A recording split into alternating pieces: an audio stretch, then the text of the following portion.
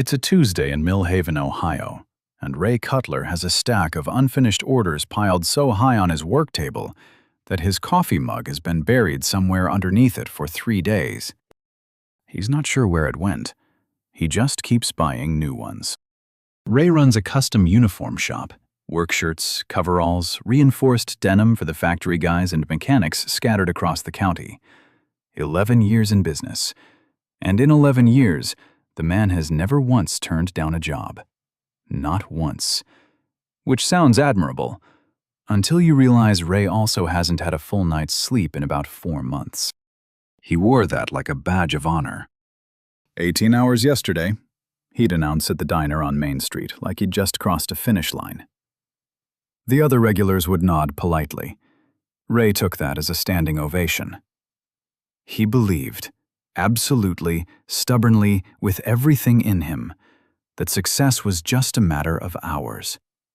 More hours in, more money out. Simple arithmetic. The kind of math that feels obvious right up until the moment it stops working. Right next door, sharing the same wall, a man named Cole Whitfield ran an almost identical shop. Cole showed up at 8, left by 6. On slow days, he took a real lunch break, sat outside on a folding chair, ate his sandwich, didn't touch his phone. Just sat there like a man with nowhere to be. Ray thought Cole didn't want it bad enough. Ray was wrong. The contract came in late October. A regional freight company was expanding. They needed 500 custom work shirts, branded, reinforced collar, specific sizing, delivered in 30 days. Enough work to carry a small shop through the winter. Both Ray and Cole got the same phone call on the same afternoon. Ray picked up on the first ring. "I'll take it," he said, before the man on the other end finished the sentence. Cole said, "Give me until tomorrow morning." The freight company rep, a guy named Dennis, thought Cole's hesitation was strange. Didn't read like confidence. Ray agreed when Dennis mentioned it. "Cole's a decent guy," Ray told his wife that night over a dinner he ate in about 4 minutes, standing at the kitchen counter, because he needed to get back to the shop. "But he doesn't have the hunger."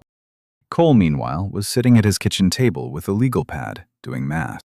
Ray started cutting fabric at 5 the next morning. His plan was simple: cut one shirt at a time, stitch, press, stack, move on, and repeat until it was done. He'd done it 1,000 times. He just had to push harder, sleep less, want it more.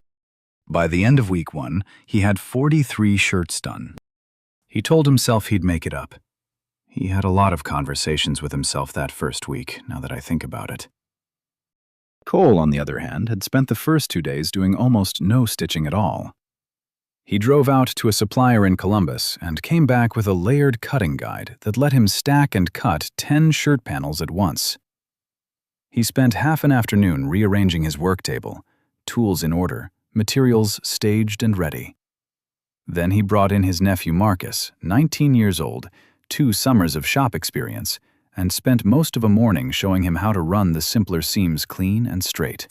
Then Cole started producing. Not frantically, not desperately, just steadily, the same way a river moves a mountain. One day at a time, almost no wasted motion, almost no mistakes. By the middle of week 3, Ray's right hand had started to shake. Not badly, just enough to notice. A slight tremor when he reached for his scissors, a wobble when he tried to guide a straight seam. He told himself it was just fatigue. He'd rest when the order was done. But the mistakes were stacking up like the orders once had. A batch of collar stitching that ran crooked on 40 shirts, every single one wrong. He didn't discover it until close to midnight, so he sat down on the floor of his own shop, 40 ruined shirts spread around him like a field of small failures, the overhead light buzzing above his head. He thought about all the hours.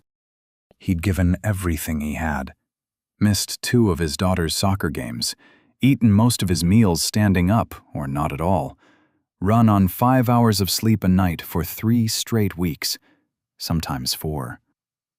He'd sacrificed more than he could name, and he was still going to come up short. He stared at his right hand for a long moment.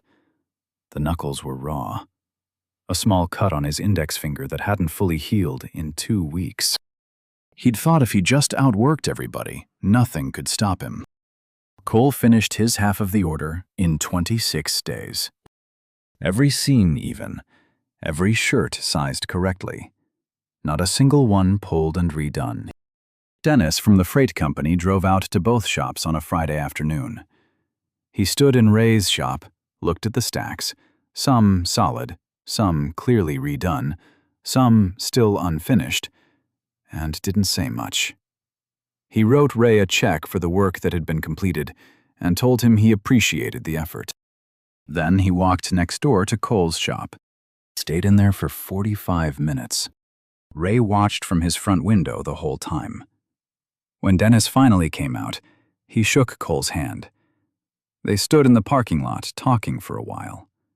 Ray couldn't hear what they were saying. He didn't need to. Cole came by Ray's shop that evening, not to gloat, just to check on him. He found Ray in the same chair he'd barely left for a month. Shoulders dropped, both hands wrapped around a mug of cold coffee, staring at his work table like the answer was somewhere in the wood grain. Cole pulled up a stool and sat down across from him. He didn't say anything for a long moment. Then, quietly, he said, "You work harder than anyone I've ever known." Ray didn't respond. "And that's not the problem," Cole said. "The problem is you think effort and intelligence are the same thing. They're not. A man can dig a ditch with a spoon, works himself to the bone and moves a little dirt. Or he can take 20 minutes to find a shovel." Ray looked down at his right hand, the one that had been shaking for 2 weeks. "I thought if I just outworked everybody," he said, "nothing could stop me." "I know," Cole said. "I used to think the same thing." He stood up, put a hand on Ray's shoulder for a second, then walked toward the door. "Come by tomorrow," he said. "I'll show you how I set up the cutting guide." Ray showed up at 7:58 the next morning. He didn't say much. He just watched and listened. And for the first time in 11 years, he let someone show him a different way to do the work he loved. He still works hard. That part of him was never the problem.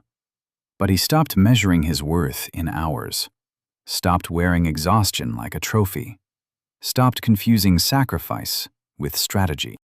Because here's what nobody tells you when you're grinding yourself down to nothing. The hours don't reward the suffering. The hours don't care how tired you are or how much you gave up. Only the results do. And you cannot pour results out of an empty cup. If this story lit something up in you, even just a quiet flicker, share it with someone whose light has gone a little dim. Subscribe to this channel and come back in a couple of days. There are more stories where this one came from.